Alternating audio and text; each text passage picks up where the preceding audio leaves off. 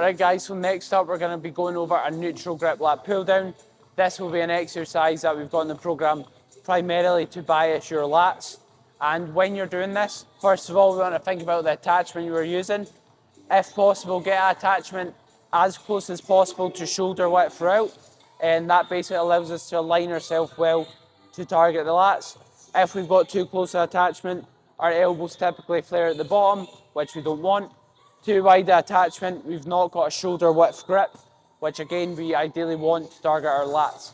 In the ideal world, we want our upper arm in line with our torso throughout, hence why we want that attachment to be round about shoulder width. So if your gym has the attachment shown here, this is pretty much perfect for doing a neutral grip lat pull down.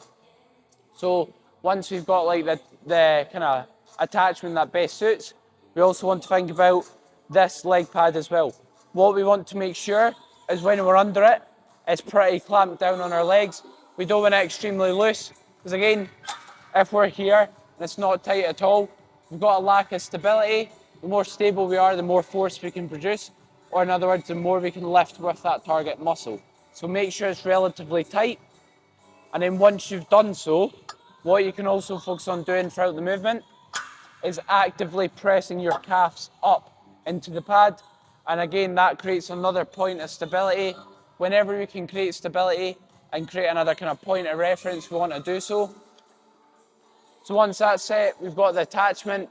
What we want to think about is sitting down, shuffling yourself all the way under so you're anchored in, whereas if we're back here, we're going to get one that pulled up, we're not, again, as stable.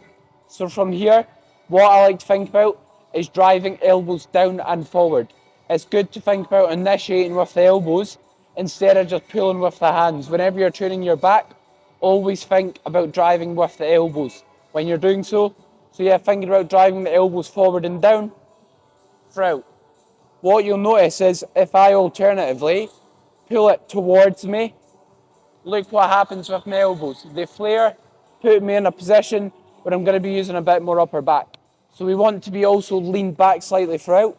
The reason being is when we're directly overhead, we don't actually use our lats very well.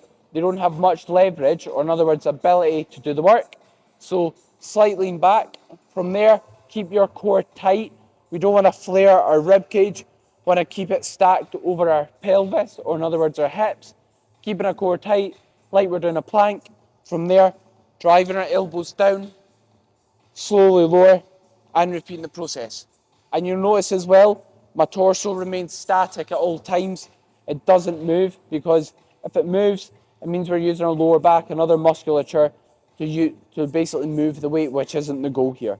Thanks very much for watching. The full video is exclusively available to my online coaching and personal training clients.